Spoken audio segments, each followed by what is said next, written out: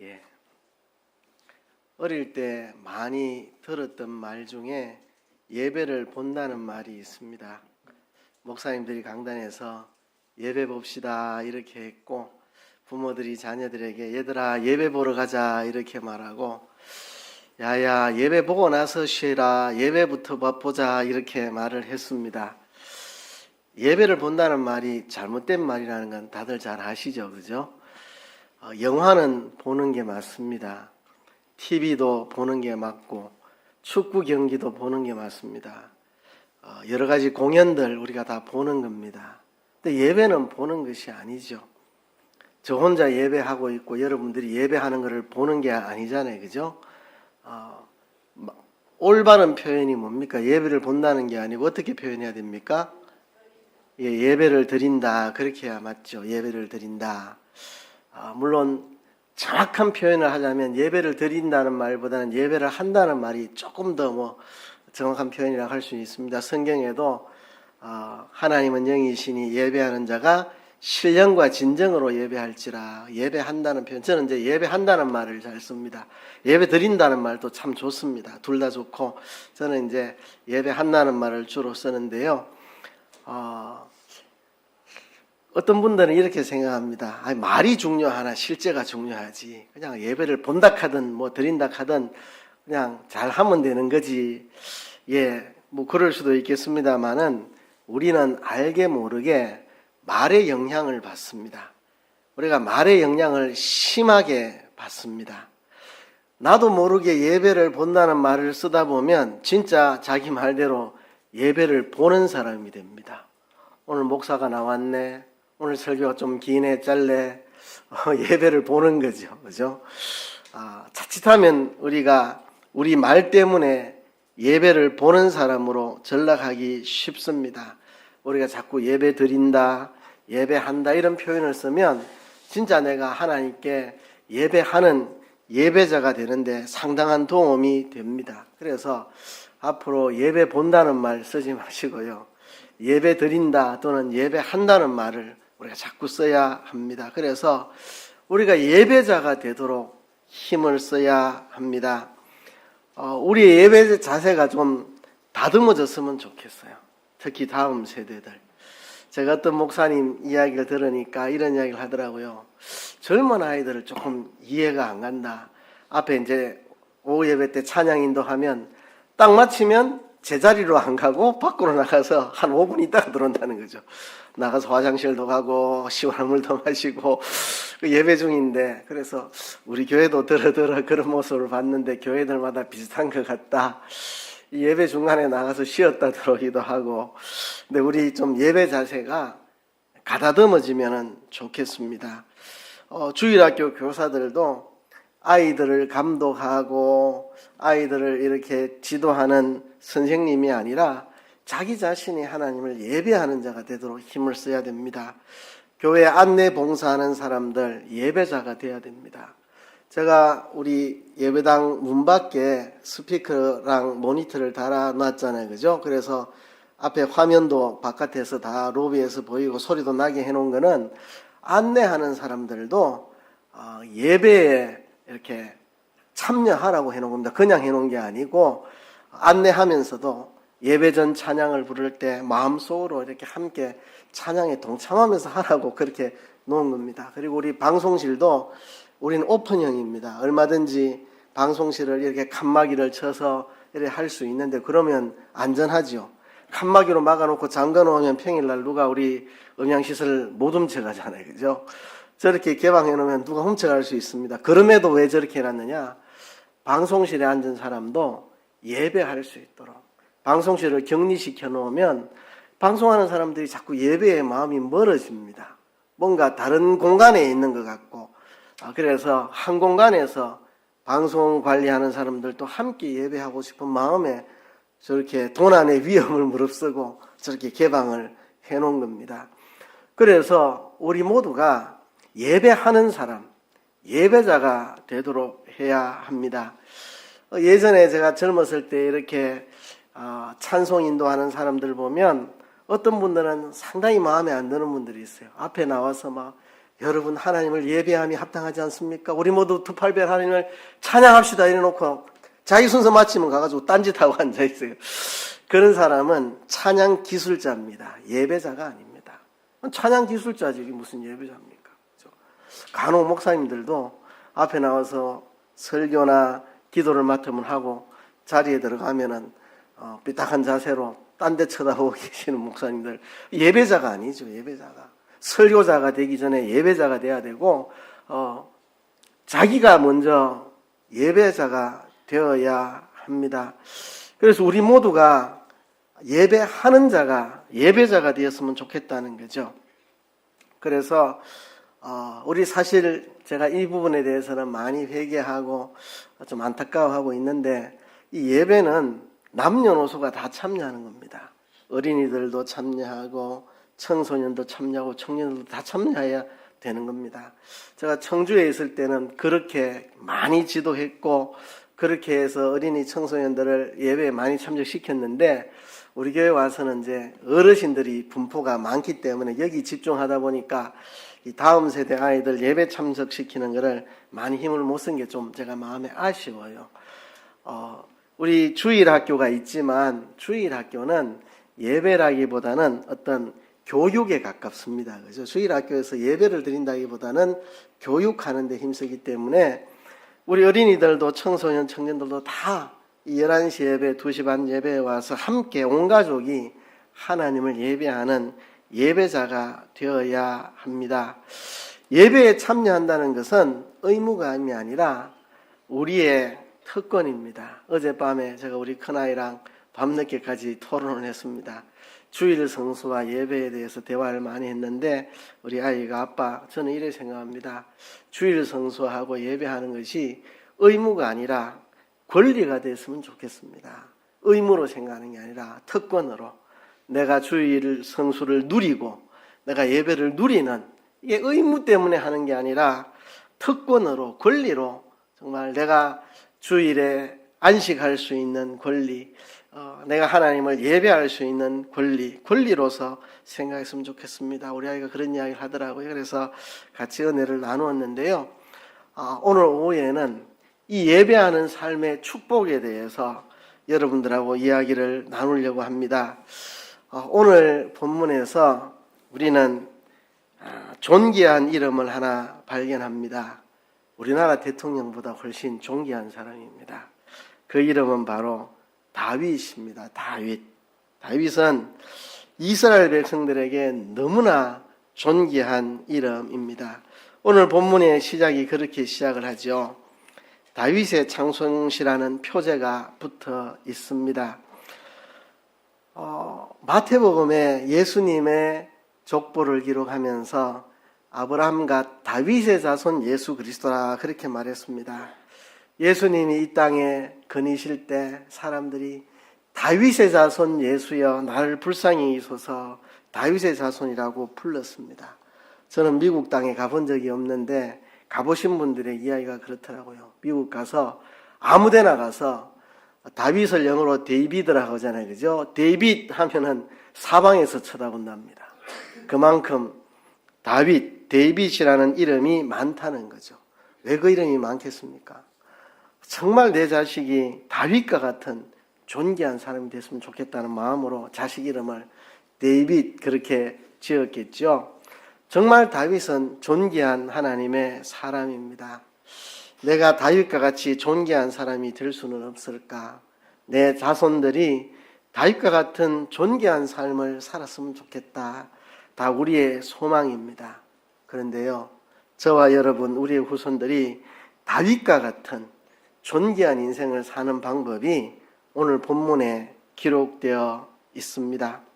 우선 구약으로 돌아가 보면 다윗의 생애를 기록한 게 사무엘상과 사무엘하입니다. 하나님께서 하나님의 말씀을 짓밟아버린 사울의 가문을 몰락시키고 정말 하나님을 사랑했던 다윗을 일으켜 존귀한 가문으로 세워나가시는 이야기가 사무엘상하에 기록되어 있는데요. 거기에 이 구절이 있습니다. 사무엘상 2장 30절 오전에도 제가 읽었는데요. 나를 존중히 여기는 자를 내가 존중히 여기고 나를 멸시하는 자를 내가 경멸히 여기리라.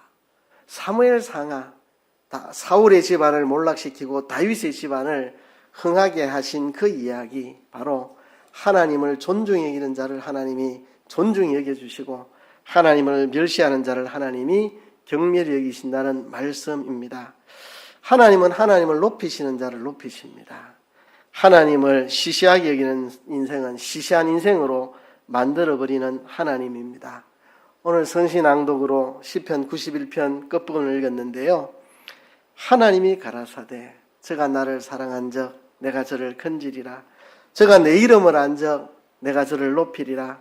저가 내게 간구하리니 내가 응답하리라. 저가 환난 때에 내가 저와 함께하여 저를 건지고 영화롭게 하리라.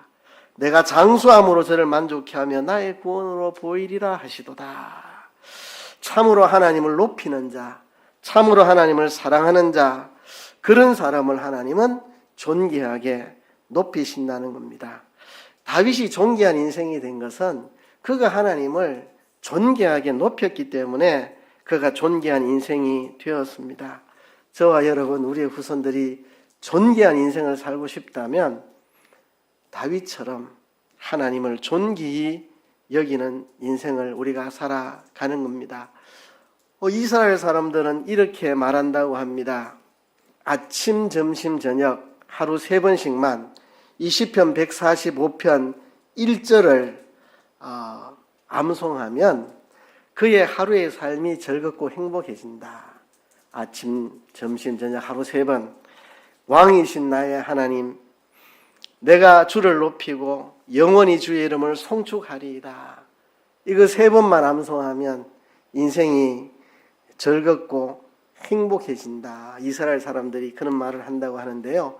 실상은 그보다 더합니다. 우리가 이 말씀을 우리 가슴 속에 새기고 살면 정말 우리는 존귀한, 정말 복된 인생이 됩니다. 시편 145편이 우리에게 그것을 말하고 있습니다. 우리가 왕이신 우리 하나님을 찬양하며 그를 예배하는 삶을 살 때 우리가 정말 복된 인생을 살 수가 있습니다. 오늘 본문에 많이 반복되는 말이 송축이라는 말입니다. 1절에 보면 왕이신 나의 하나님이여 내가 주를 높이고 영원히 주의 이름을 송축하리이다. 내가 날마다 주를 송축하며 영원히 주의 이름을 송축하리이다. 여호와는 위대하시니 크게 찬양할 것이라. 계속해서 이런 이야기들이 반복이 됩니다. 오늘 본문은 다윗이 온 마음, 온 삶을 기울여서 하나님의 이름을 송축하는, 하나님의 이름을 찬양하며 하나님을 예배하는 내용이 기록되어 있습니다. 오늘 본문에 보면 다윗이 하나님을 이렇게 송축하며 하나님을 예배하는 이유가 크게 2가지가 나옵니다. 첫 번째 이유는 하나님이 어떤 분이시기 때문에, 하나님이 이런 분이시기 때문에 내가 하나님을 찬양한다. 하나님은 이런 분이시다. 2번째는 하나님은 우리에게 이런 일을 행하셨다. 그래서 나는 그분의 이름을 송축한다. 하나님이 이런 분이시니까 내가 하나님을 송축하고, 하나님이 내게 이런 일을 행하셨으니 내가 하나님을 송축한다. 그런 내용들이 나옵니다. 한 절 한 절 이야기는 못하겠습니다. 21절까지 나오는데 한 절 한 절 이야기하면 날새기 때문에 요약해서 이야기하면 이런 이야기입니다. 하나님은 어떤 분이신가? 본문에서 하나님을 4가지로 소개하고 있습니다. 1절부터 6절까지는요. 첫 번째로 하나님은 위대하신 분이다. 하나님은 위대하신 분이다. 제가 영어를 조금 쓸 텐데요. 영어가 안 들리시는 분은 신경 쓸 거 하나도 없습니다. 우리말을 하고 제가 영어 하니까 또 영어 잘 하시는 분들은 도움이 될까 싶어서 그냥 쓰는 것 뿐입니다. 그러니까 영어 안 들리시는 분은 신경 쓸 거 없습니다. 우리말 똑같이 제가 하니까 하나님은 위대하신 분이다. 영어로 하면 greatness. 하나님은 위대하신 분이다. 지자로 시작합니다. 다 일부러 그렇게 외우기 좋도록 하는 겁니다. 3절에 보면 여호와는 위대하시니 크게 찬양할 것이라. 그의 위대하심을 청량하지 못하리로다. 그죠? greatness. 하나님은 위대하신 하나님이다. 두 번째는 7절부터 10절까지 하나님은 선하신 분이다. 선하신 분이다. 9절에 보면 여호와께서는 만유를 선대하시며 그 지으신 모든 것에 긍휼을 베푸시는도다. 하나님은 선하신 하나님, 선하신 하나님. 그죠? 영어로 하면 goodness. 하나님은 선하신 분이시다. 세 번째는 하나님은 영광스러운 분이시다. 11절부터 13절까지의 내용입니다.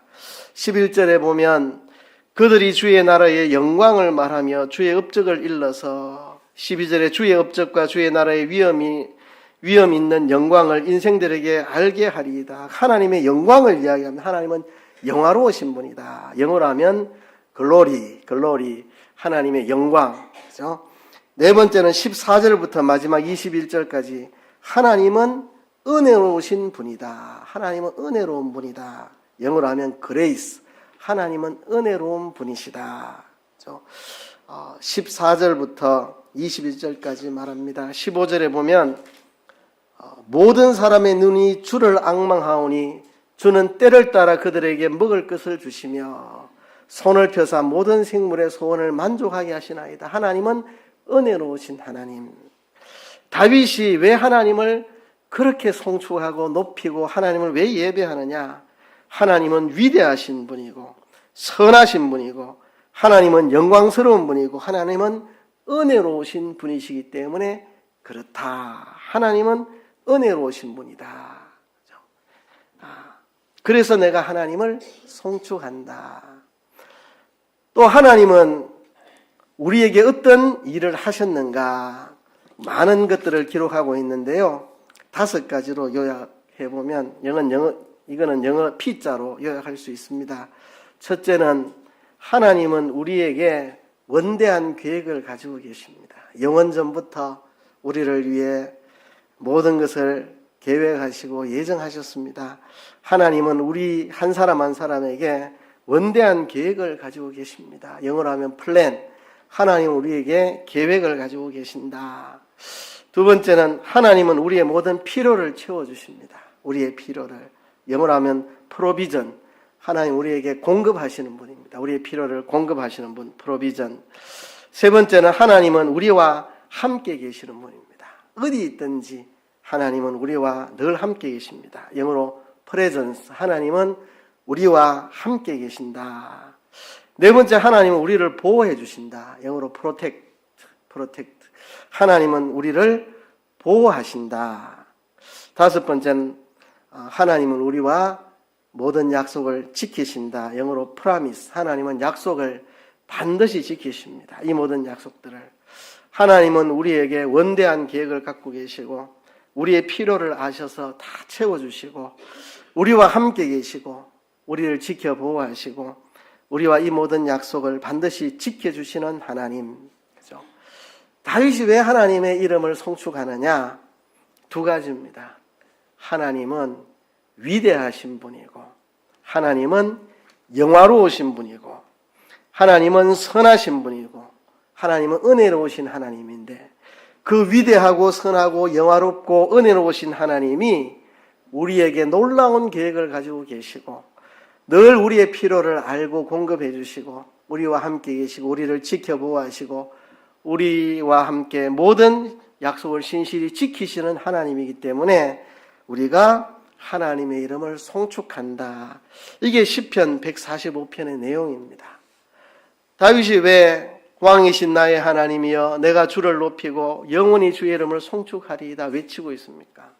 위대하신 하나님, 선하신 하나님, 영화로우신 하나님, 은혜로우신 그 하나님이 나에게 놀라운 계획을 가지시고 나의 모든 필요를 채우시고 언제나 나와 함께 계시고 언제나 나를 지켜주시고 나에게 약속하신 그 언약을 신실하게 이행해 주시는 하나님이기 때문에 나는 하나님의 이름을 송축한다. 하나님을 높인다. 그렇게 다윗이 고백하고 있습니다.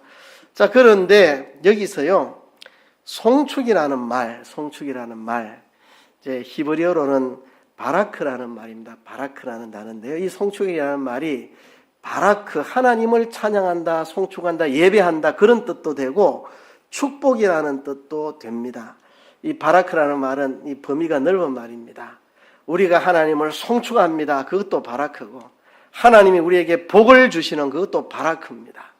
그러니까 예배가 곧 복이라는 것입니다. 그죠? 우리가 하나님의 이름을 송축하는 그것도 바라크. 하나님이 우리에게 복을 내려주시는 그것도 바라크. 같은 단어를 씁니다. 그러니까 하나님을 우리가 예배하는 그것이 결국 우리가 하나님의 축복을 누리는 것입니다. 그래서 오늘 제목을 예배하는 삶의 축복이라고 이렇게 제목을 달았습니다. 여러분, 우리가 하나님을 예배하는 이유는 하나님께 복을 받았기 때문입니다. 우리가 왜 하나님을 예배하느냐?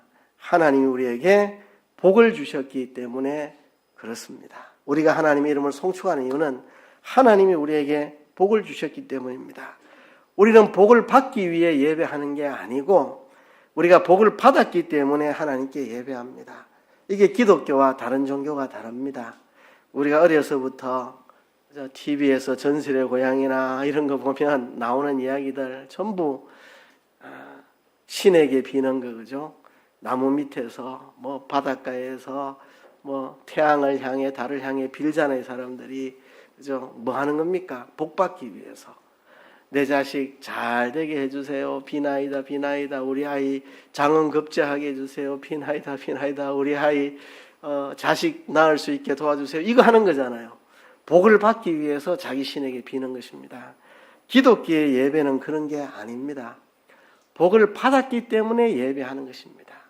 우리 하나님이 위대하시고 선하시고 영화로우시고 은혜로우신 그 하나님이 우리에게 복을 내려주셨기 때문에 우리를 영원전부터 선택하시고 예정하셔서 우리에게 놀라운 계획을 가지고 그런 선택받은 우리들을 위해서 하나님은 우리의 필요를 다 채워주시고 우리와 늘 함께 하시고 우리를 보호하시고 우리와 그 언약을 반드시 지키시는 그 은혜를 우리가 받았기 때문에 복을 받았기 때문에 드리는 게 예배입니다. 그러니까 예배는 축복의 결과입니다. 우리가 하나님께 복을 받았기 때문에 우리가 하나님을 예배하는 것입니다. 그렇죠? 복 받으려고 제발 복 좀 주세요 이래가 예배하는 게 아니고 우리가 받은 복을 인하여 예배하는, 다윗이 지금 시편 145편에서 외치는 게 그겁니다. 우리가 이런 복을 받았습니다. 우리는 위대하신 하나님, 선하신 하나님, 영화롭고 은혜로우신 하나님으로부터 이런 놀라운 복을 받고 있습니다. 그래서 나는 그 이름을 송축하며 그분을 예배합니다. 이렇게 외치는 거거든요. 근데 오늘 본문을 통해서 예배는 축복의 결과라는 것을 알 수 있는데요. 또 하나를 더 알 수 있습니다. 예배가 바로 축복이 된다는 것입니다. 축복의 결과로 우리는 예배를 하지만 우리의 예배는 우리를 축복으로 이끌어 준다는 겁니다. 우리가 복을 받으려고 예배하는 건 아닙니다. 복 받았기 때문에 예배합니다. 그런데 예배하는 삶에는 하나님의 복이 임한다는 사실입니다. 오늘 본문이 우리에게 그걸 말합니다. 바라크라는 말, 하나님을 예배합니다, 송축합니다. 그 말도 히브리어로 바라크. 하나님이 우리에게 복을 주신다. 그것도 히브리어로 바라크. 같은 단어를 씁니다. 그죠? 우리가 하나님을 예배하는 이유는 하나님께로부터 복을 받았기 때문이고, 그런데 우리가 하나님을 예배할 때 하나님의 복이 또 우리에게 임하기도 합니다. 양편이 다 성립하는 게 이 예배입니다. 하나님의 복받은 우리가 하나님의 복의 결과로 예배하는 거고, 예배의 결과로 또 우리가 복을 받게 되는 이중적인 것이 바로 예배입니다. 자, 이렇게 말하면 여러분들 중에 약간 고개를 갸우뚱하는 분이 있을 수도 있습니다. 왜 그러냐 하면 이런 것 때문입니다. 어느 교회에서 이런 일이 있었다는데 제가 들은 이야기입니다. 목사님이 예배 인도를 하고 있습니다. 이제 기도 시간이 돼서 눈을 감고 기도하고 회중들도 다 눈 감고 기도하는 중입니다. 성가대에 어떤 분이 이상하다, 뭔가 부시럭거리는 소리가 들리는 것 같다 하고 기도 중에 눈을 살짝 떠서 앞을 쳐다봤더니 한 성도가 휘발유를 강단에 목사님 주변에 뿌리고 있습니다. 불질러 버리려고. 그래서 성가대원이 달려가가지고 그 사람을 제재해서 다행히 불이 나지 않았다고 합니다. 그 사람은 왜 예배 중에 목사님에게 기름을 붓고 불을 지르려고 했을까? 내가 얼마나 열심히 예배 생활을 했는데 어디 놀러도 안 가고 주일 지키고 정성껏 예배 드리고 얼마나 내가 예배하는 삶을 열심히 살았는데 왜 하나님이 내게 복을 안 주시나? 잘 되는 교회 없나? 인생이 이렇게 꼬이고 왜 힘드나? 내가 이토록 했으면 지성이면 감천이라고 이만큼 내가 예배에 헌신했으면 뭐가 좀 잘 돼야 되지. 왜 잘 되는 게 하나도 없나? 그래서 불질러 버리려고 했다는 거죠.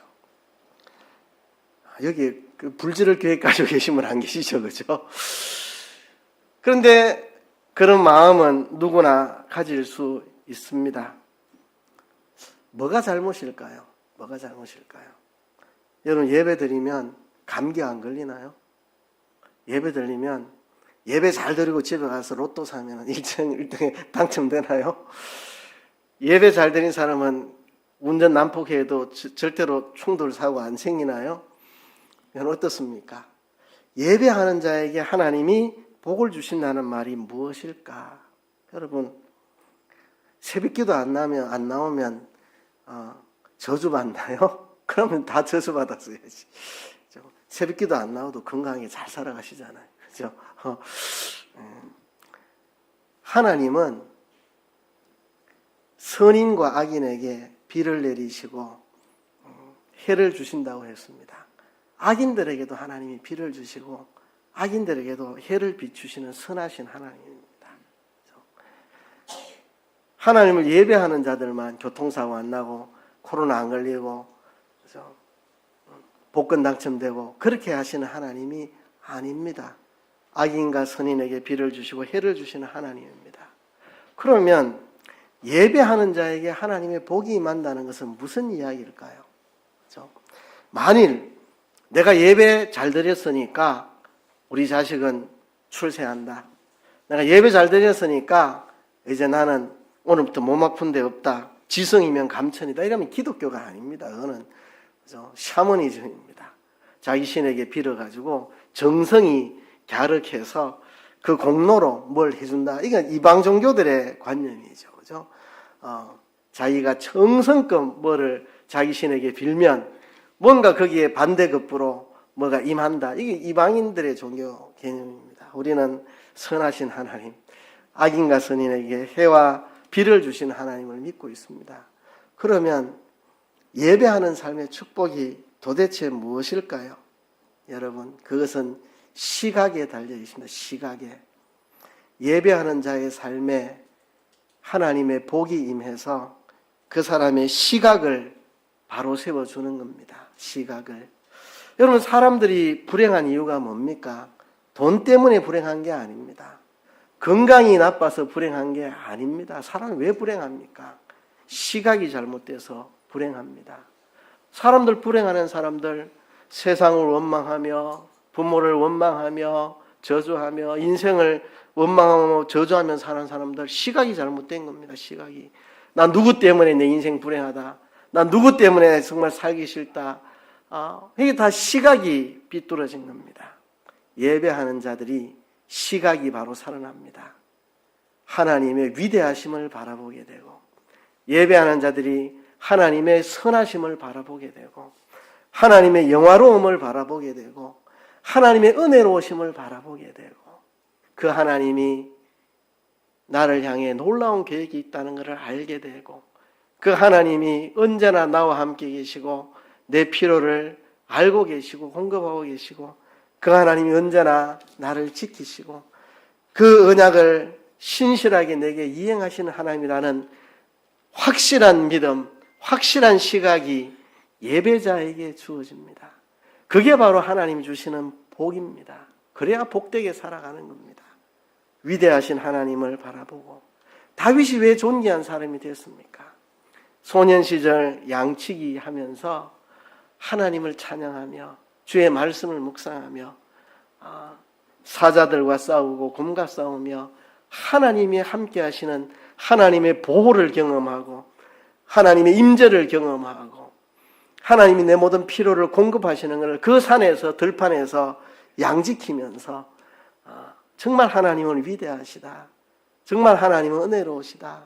정말 하나님 나와 함께 계셔서 사자와 싸워 이기고 곰과 싸워 이기고 내 양을 지키도록 하나님이 나를 보호하시고 내 필요를 공급하시고 언제나 내 곁에 계시고 다윗은 그렇게 하나님을 예배하는 삶을 살았습니다. 다윗이 왕이 되자 무엇을 했습니까? 법궤를 예루살렘에 올려라. 법궤를. 사람들이 법궤를 잊어버리고 살았습니다. 법궤를 잊어버리고 살았습니다. 그 시골 구석에 있는 그 법궤를 예루살렘으로 올렸습니다. 그래서 예루살렘을 예배의 중심지로 만들고 온 이스라엘이 예루살렘을 중심으로 하나님을 예배케 했습니다. 다윗이 수많은 찬송시를 지었습니다. 시편이 다 그런 거 아닙니까? 시편의 상당 부분이 다윗이 지은 시입니다. 그리고 성가대를 조직해서 하나님을 찬양하고 예배하게 했습니다. 다윗은 성전을 지어 하나님을 예배하고 싶었습니다. 그런데 다윗은 군인이라 피를 많이 흘려 성전 짓는 것을 허락받지 못했습니다. 그러나 있는 힘을 다해 성전 지을 재료를 마련해 놓고 성전 지을 설계도를 구비해 놓고 사실상 다윗을 이어서 솔로몬이 왕이 돼서 이미 마련된 설계도대로 이미 마련된 재료 갖고 조립한 것뿐이지 다윗이 설계도고 재료가 다 준비해 놨습니다. 성전에. 다윗이 이렇게 하나님을 사랑하는 사람, 하나님을 예배하는 사람, 하나님의 위대하심을 알고 하나님의 선하심과 영화로움을 알고 하나님의 은혜로우심을 알고 그게 다윗의 존귀한 인생의 모습입니다. 그런 다윗에게 하나님이 네가 나를 위해 성전을 짓고 싶으냐? 내가 내 삶을, 내 왕위를, 네 가문을 내가 세워주겠다. 너에게 왕위가 끊어지지 않고 영원토록 계속 이어지게 하겠다고 하나님이 말씀하셨죠. 다윗이 존귀해진 건 딴 게 아닙니다. 그의 시각 때문입니다. 그렇죠? 하나님은 어떤 분이신가? 위대하신 하나님, 선하신 하나님, 영화로우신 하나님, 은혜로우신 하나님. 그 하나님이 내게 어떻게 해주셨나? 그 하나님이 나를 향해 놀라운 계획을 가지시고 나와 함께 계시고 내 필요를 공급하시고 나를 보호하시고 나와 맺으신 언약을 신실하게 이행하시는 하나님. 그 하나님을 바라보고 깨닫고 느끼는 그게 축복입니다. 그 사람의 삶이 행복한 삶이고 성공하는 삶이고 존귀한 삶이 되는 것입니다. 예배의 축복은 여기 있는 겁니다. 무슨 전설의 고향에 나오는 것처럼 비나이다 비나이다 제발 우리 가문에 아들을 주소서 이러면 아들을 얻고 하는 그런 게 기독교가 아닙니다.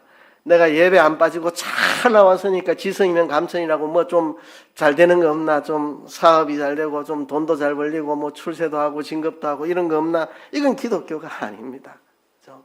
우리 하나님은 악인과 선인에게 해와 비를 주신 하나님인데 그 하나님의 위대하심을, 영화로우심을, 은혜로우심을, 선하심을 깨닫고 그 하나님 앞에 살아가는 이게 축복입니다. 우리의 하나님을 향한 우리의 시각이 바로 세워지면 정말 존귀하고 정말 복된 인생을 살 수 있습니다. 다윗처럼. 그죠? 그래서 우리가 예배하는 이유가 뭐냐? 우리가 하나님께 복을 받았기 때문이고 또 예배하는 삶을 살면 하나님의 복이 임하기 때문에 그게 어떤 복이냐는 거죠. 하나님을 향한 우리의 시각이 바로 되어서 하나님을 예배하는 자의 새로운 시각을 얻게 되는 것, 그게 예배자의 진정한 복입니다. 우리가 그렇게 되었으면 좋겠습니다. 우리가 다윗처럼 하나님을 예배하고 다윗처럼 존귀한 인생을 살았으면 좋겠습니다. 이 시간 우리 하나님 앞에 한번 기도합시다. 하나님께 우리는 놀라운 복을 받은 사람입니다. 그 받은 복 때문에 하나님을 예배하는 자가 되게 도와주시고 우리가 하나님을 예배함으로 진정한 복을 누리는 우리 모두가 되게 해 주시옵소서. 통성으로 기도하겠습니다.